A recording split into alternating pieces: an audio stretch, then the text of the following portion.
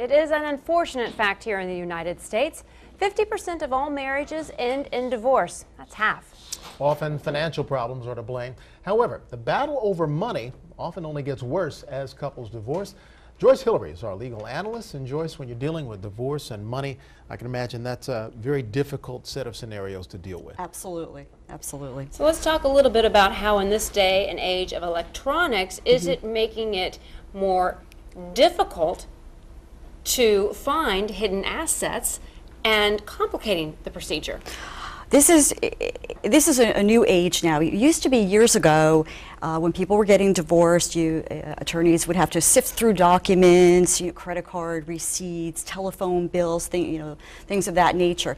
In today's day and age, with what's electronic discovery or e-discovery, which is the use of technology to discover things that can be used as evidence in a case, it is much easier to discover things. And what's happening is that people are using technology, their computers, their smartphones, social networking, and they're doing that in a way to, unfortunately, be dishonest with their spouse.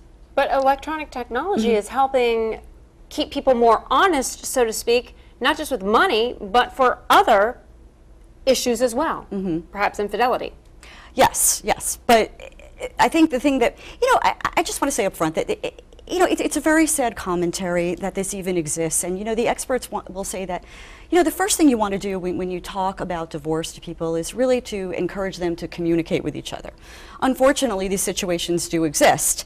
And it's... Well, this is something that's been going on since the first caveman snuck into a cave down the way. I mean, these things are going to happen. Part of the reference. But this has become a really contentious issue as we see more and more couples divorce. In our parents' generation, divorce was kind of shunned upon. Now, it's frequent. So women are finding, as you find more women in the workplace, more women becoming more astute about finances. Yes. Now it's becoming a big battle.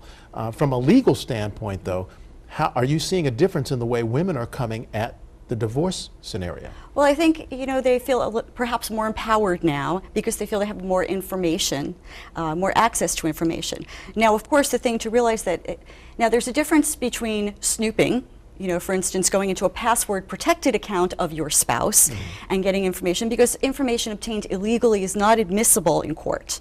However, people these days will hire a forensic accountant expert to go through, who have the ability to use the technology to find things in a legal manner. And the other thing is that people think that if they've deleted certain things from their computers or their smartphones, we'll think again.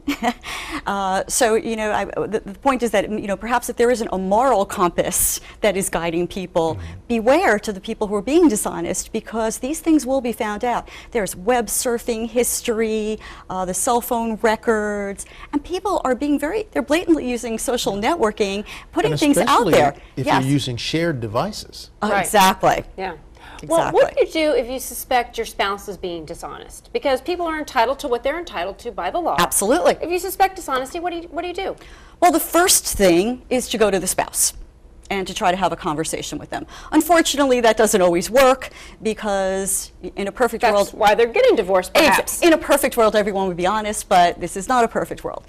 So then the next step would be to seek legal counsel and get advice onto how to proceed, because we want to discover evidence that is allowed to be used, that is legally obtained.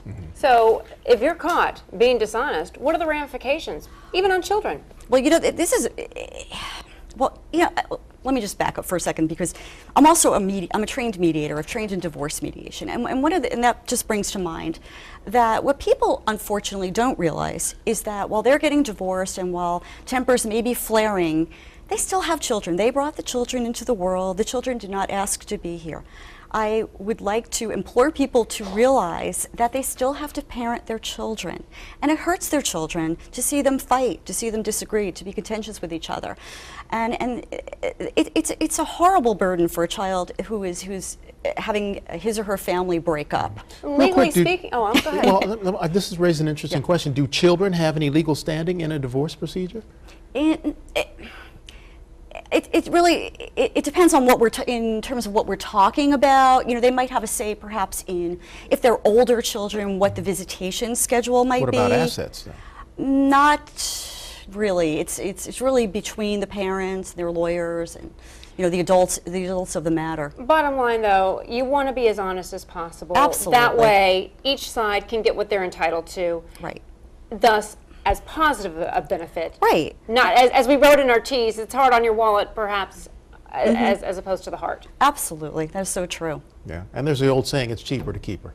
It's cheaper to keep her. On that there note, you thanks, go. Joyce, for joining us. Thank you for having me.